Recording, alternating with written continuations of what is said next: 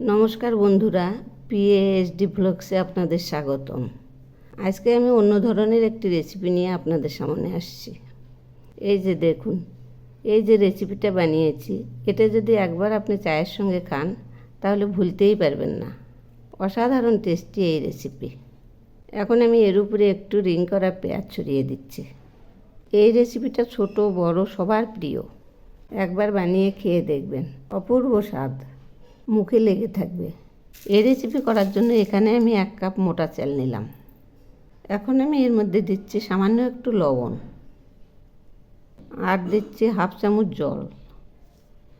এখন এগুলি আমি মেখে রাখবো 10 মিনিটের জন্য। মাখা হয়ে গেছে, এবার আমি এগুলি সরিয়ে নিচ্ছি। এখন আমি এই বাটিতে 1/2 কাপ বেসন নিলাম, আর নিচ্ছি 1/2 কাপ আটা। সেই সঙ্গে নিচ্ছি সামান্য একটু চিনি। এবার আমি নিচ্ছি স্বাদ মতো লবণ। সেই সঙ্গে নিচ্ছি সামান্য একটু লঙ্কার গুঁড়ো।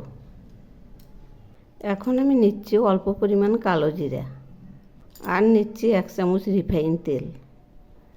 এখন আমি এগুলি মিক্স করছি এরকম করে। তো বন্ধুরা, আমার রেসিপি যদি আপনাদের ভালো লেগে থাকে তাহলে সাবস্ক্রাইব করে আমার পাশে থাকবেন, আর কমেন্ট করে জানাবেন কেমন লাগলো।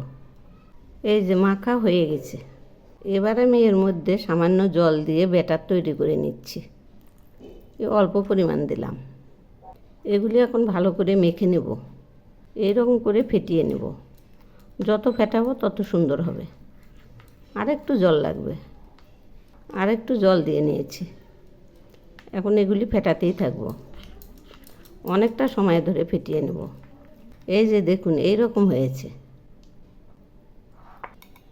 এখন আমি এগুলি এই বোতলে তুলে নেব। এই যে দেখুন, এখানে অর্ধেকটা বোতলে তুলে নিয়েছি, আর অর্ধেকটা এই বাটিতেই রেখেছি। কড়াইয়ে তেল দিলাম, তেল গরম হয়েছে। এবার আমি এগুলি ছেড়ে দিচ্ছি। এই যে এইরকম করে দেব।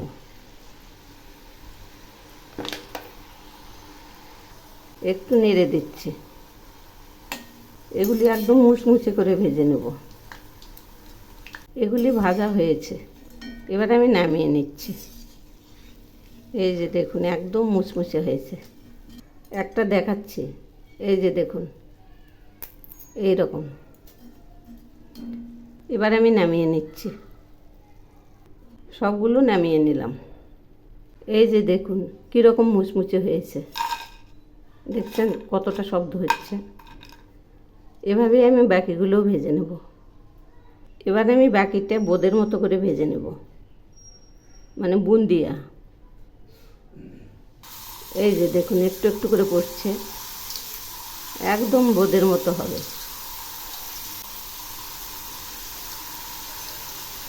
দেখুন কত সুন্দর হচ্ছে, ফুলে টইটুম্বুর। এগুলি একটু নেড়ে দিচ্ছি। এগুলি একদম মুচমুচে হবে।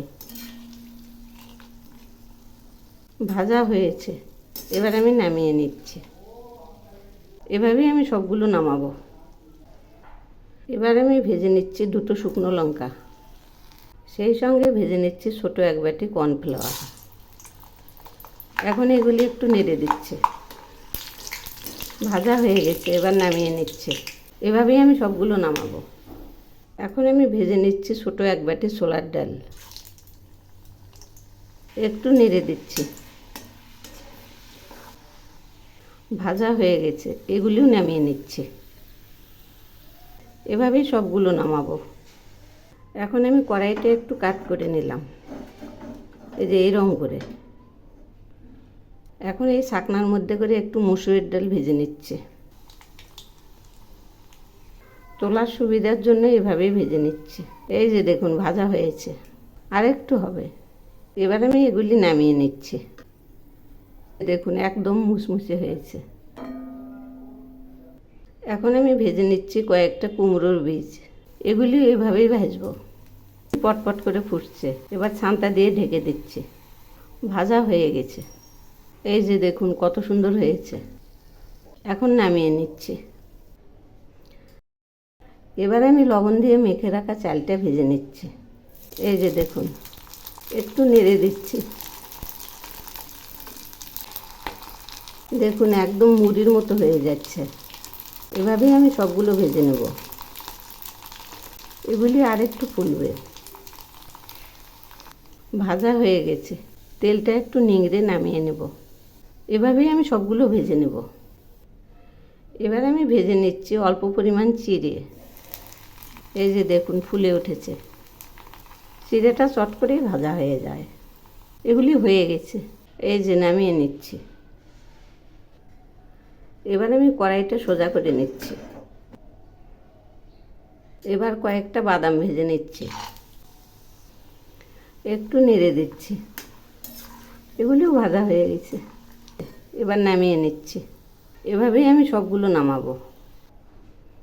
এখন আমি ভেজে নিচ্ছি কয়েকটা ছোলা, একটু নেড়ে দিচ্ছি।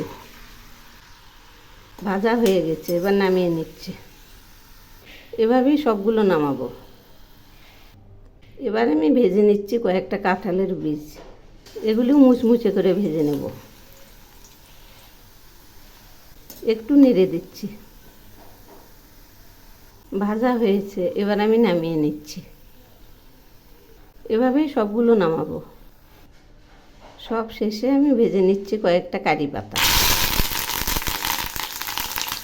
একটু নেড়ে দিচ্ছি। এগুলিও একটু মুচমুচে করে ভেজে নেব। এগুলিও ভাজা হয়েছে, এবার নামিয়ে নিচ্ছি। এই যে দেখুন কত সুন্দর হয়েছে। সবগুলো ভেজে নামিয়েছি। এবার আমি এগুলি ভেঙে নেব। এই দেখুন একদম মুচমুচে। এই যে এভাবেই আমি সবগুলো ভেঙে নেব। সবগুলো ভেঙে নিয়েছি।